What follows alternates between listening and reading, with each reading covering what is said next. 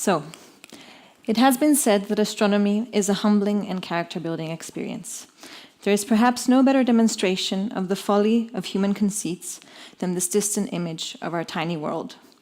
To me, it underscores our responsibility to deal more kindly with one another and to preserve and cherish the pale blue dot, the only home we've ever known.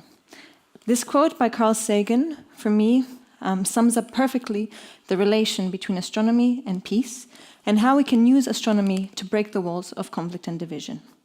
This philosophy is also at the heart of the project I'm going to tell you about today.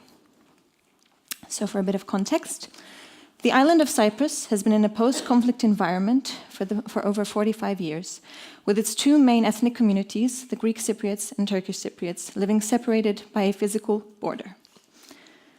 My own hometown of Nicosia is the last divided capital of Europe. Now, while this division has been there my entire life, I could never come to accept it as normal, and I always wanted to do something to try and change the situation and go back to living in peace like we once did. Now, a few years ago, after I finished my PhD, I became involved in a science outreach project by Galileo Mobile, and this project took me to some remote rural areas of Peru. And one of the many things that I learned during this project is how powerful astronomy is in bringing people together. From a tiny island in Cyprus to the Andes, the fact that we marveled at the sky and our place in the universe was something that we all had in common, that united us. So I thought, wouldn't it be amazing if we could carry out just such a grassroots initiative in Cyprus, where we use science, we use astronomy to bring people together, and to not only inspire children to be curious about science and the cosmos, but also to inspire a sense of global citizenship and a culture of peace and nonviolence. So this is how the Columba-Hypatia Astronomy for Peace project came about. Columba stands for the dove constellation, a well-known symbol of peace, and Hypatia is for Hypatia of Alexandria, one of the first female astronomers, and this is because we want to celebrate women in science and provide role models for girls to get into STEM careers, but also because we want to emphasize the role of women in the peace-building process in Cyprus. This project is a multidisciplinary project. It's run by the astronomy outreach group Galileo Mobile and the Association for Historical Dialogue and Research, which is an NGO specializing on peace education in Cyprus. What we do is we carry out fun and educational astronomy activities in schools all around Cyprus, with a focus on remote areas which would otherwise not have access to other science outreach activities. But what is truly groundbreaking about this project is that we bring children together in the United Nations-controlled buffer zone, and there we learn about astronomy and about the universe together.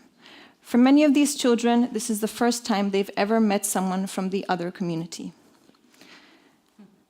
With these activities, what we want to do, with these adapted activities that we carry out on these bicommunal days, they're adapted so that they can increase children's empathy, receptiveness, that they can learn about each other and understand each other's cultures, differences and similarities, and also to break down stereotypes about each other. This is a bit about our impact in numbers, but what I want to focus on is the fact that we have been singled out by the International Astronomical Union as a project that implements astronomy for development, and specifically astronomy for peace, as a best practices project.